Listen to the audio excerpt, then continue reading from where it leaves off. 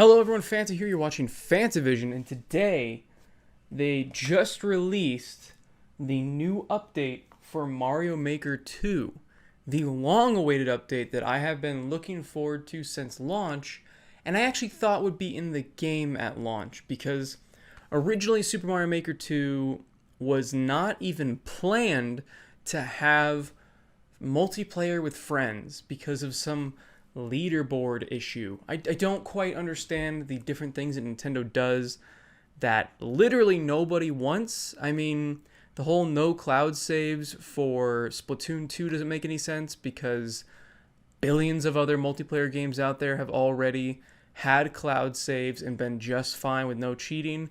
And even without cloud saves, there are still lots of people who did cheating in Splatoon 2, so that completely did nothing.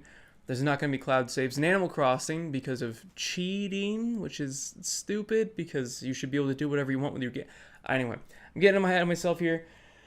I am happy about this update because playing with friends is the main thing that makes me super happy about Mario. It's the thing that makes this game the most fun. And it's something that I thought was really missing from the first game and made it kind of collect dust.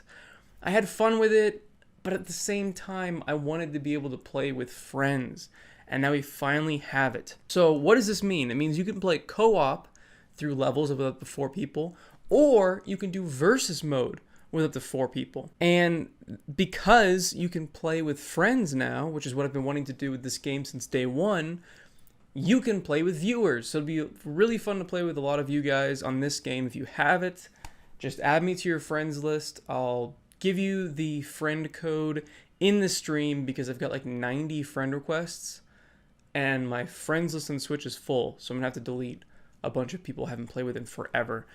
And also what's cool about this update is you can do nearby play, which again is something I thought was in this game to begin with and should have been, but it's cool that it's in now. So you can basically do local area network. So it's like, remember like when you had a DS or a Game Boy, or I guess even the 3DS could do it. You could do local multiplayer. You don't have to worry about the internet. You can do that with this now. So you can kind of have your own local events with this game, which is pretty cool. I'm really happy about that. So there's all these different things that are coming to the game that are really cool besides that. And one thing I'm really excited about is the official makers list. And it has every single region of Nintendo offices where they're making their own levels. Now, I love player-created levels, and that's what makes this game very unique. But at the same time, if you feel like you just want a handcrafted Nintendo experience, now you have all of these different creators from official Nintendo people. So they might be, I mean, these people have their full-time job is probably to make levels. And if not, they're probably given hours throughout the day instead of having to go home and waste their own free time. They're probably given hours throughout the day in their own office to create these levels. So these are levels that people are really putting the time into. And again, I know player creators do the same thing, but it's just nice to also have levels coming out of Nintendo themselves, because that's why Mario is so much fun. Besides the fact that I love playing with other people, but I love the level design and how it feels and just everything about Mario. I don't know, it's just one of those timeless games that I feel like I'll never be like, oh, Nintendo's coming out with another Mario game. Oh, man. No, it's always going to be something I look forward to because I know it's going to be fun. They're going to add some new elements to it. And the platforming is always just really satisfying because the level design is most of the time really good. And sometimes I'd prefer a less wacky level than compared to what you get when you do a player-created level. Because some of those things are just insane for the sake of being insane, which I can admire and is fun to play occasionally, but I don't want an entire level laughing at me as I'm running and having hidden blocks everywhere and just cryptic, crazy crap that you have to worry about the whole time. Whereas I'm sure Nintendo levels are going to be kind of like that classic level where it'll be just the right amount of challenge. I'm sure they'll have some really difficult ones as well, but I feel like having official ones will be a nice breath of fresh air for a lot of people that don't want to play those wacky levels. A couple other of the update notes here just to make sure I don't miss anything. You can select play together directly from any course uploaded to a player's profile. I'm not quite sure what that means. I'm just guessing that it means you can play multiplayer on any course that's been uploaded. So that's pretty cool. I didn't know there was going to be a limit to begin with. Maker profiles have been refreshed with much more info, such as users' total number of first clears. Now, I really like this because, like I said, this is a game about the people.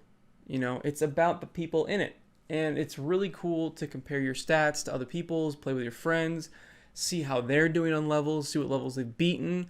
The more information that they have on your runs and the levels you've played and the levels you like and the levels you've created and all that sort of stuff, the more fun this game is going to be, because you can kind of create your own challenges.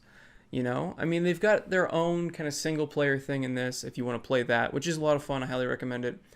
But at the same time, to give this kind of an infinite replayability, you're going to be able to create your own challenges by, like, okay, my friend beat this level at this time, or he's got this many first clears, so I really want to do that too. Just a way to kind of keep yourself motivated and honestly keep the game fun. So I'm really happy that they kind of added something like that. I know it sounds really little that they just added more details to maker profiles, but it's something I thought they really needed on day one. So happy they finally did that. Also, this is weird, and this is the weirdest of the update changes, is that you can now play with a horizontal Joy-Con controller in all game modes. I don't really know why that was ever restricted to begin with, but I guess it was. You know, I didn't know that, but the more you know. I thought that was kind of obvious because you could play with a Wiimote on the other games. So interesting to see that. Maybe they mean even in the maker mode, which I feel like would be kind of difficult. Oh, and they also added touchscreen support for handheld mode when you're building levels. So that's really cool. So lots of really neat updates with this new update, and I'm looking forward to streaming this game with you guys and trying to beat you, because this will be so much fun. I mean, it'll be a small lobby, unfortunately, with only 3 other people, and I think we'll just swap out people, I guess, every couple levels or every level. I don't know. It'll be interesting, but I think it'll be a lot of fun. So if you guys are interested in that at all, definitely check out my Twitch down below. There's the link. Give that a follow. I try to stream Tuesdays and Thursdays. I've been a little bit delinquent with my schedule lately because it's been crazy. Just life. And yeah, so I look forward to seeing you guys in the streams and having you guys try to beat me at Super Mario Maker 2. Thanks for watching, everyone. If you guys liked the video, leave a like down below. Let me know what you guys think about the updates down below as well. And subscribe if you want more.